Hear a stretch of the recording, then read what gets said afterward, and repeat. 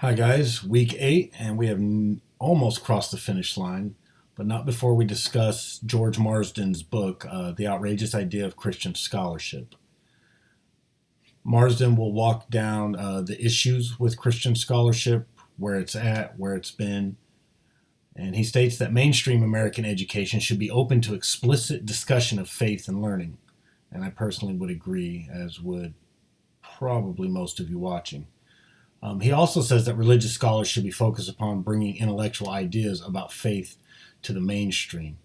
So, not only that the mainstream secular academia should be open to Christian scholarship, but Christian scholars need to be almost Christian activists in bringing these unapologetically into that sphere. Marsden's book is centered around a program on how faithful academia might do a better job in bringing faith-based intellectual work and ideas into legitimacy with the mainstream.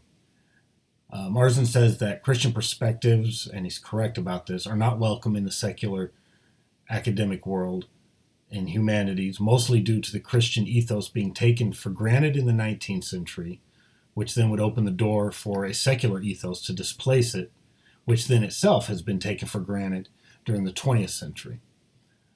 A heavy bias, according to Marsden, exists against Christian scholarship, even as the reality of a return to a dominance of the Christian ethos is unrealistic. And what he means by that is the pronouncements in the secular academic world, which I confronted during my undergrad, that somehow biblical worldviews and Christian scholarship is going to invade the minds of our children through the scholarship, when it's quite the inverse. They dominate not just humanities, it's STEM also, and so it's just not realistic, that argument at this point.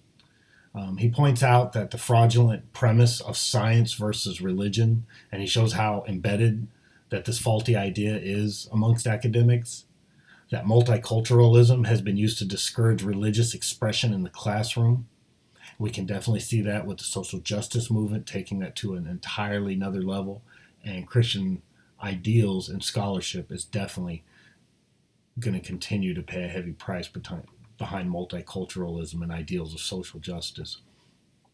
Marsden also discusses the perversion of liberalism that took place in the 20th century and how this was utilized to quiet religious expression. And he touches on what you will hear a lot in the education system about separation of church and state. On a side note, that phrase church and state was actually only in a letter from Jefferson. It's not actually in the Constitution, and neither does the context of what Jefferson even spoke in this letter regard to anything that religion should be removed from education and popular society. He was only touching on that not one religious sect should dominate or become definitely a nationalized faith. Furthermore, Marsden hints at the fact that some religious institutions and groups wish to destroy classically liberal ideas of plurality, which is not only unnecessary and unbiblical, it has definitely hurt the image and respectability of Christian scholarship in the mainstream.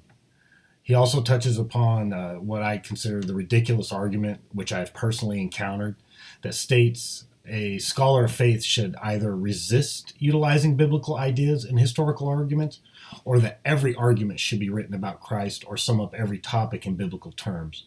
Both of these are wrong and have been detrimental to Christian scholarship overall.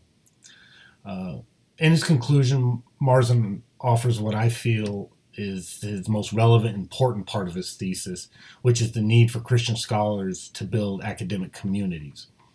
Indeed, the quiet and passive model, the arguing over theological obscurities, and the lack of teamwork is the reason as to why truth, empiricism, and Christian scholarship is missing in action in mainstream academics.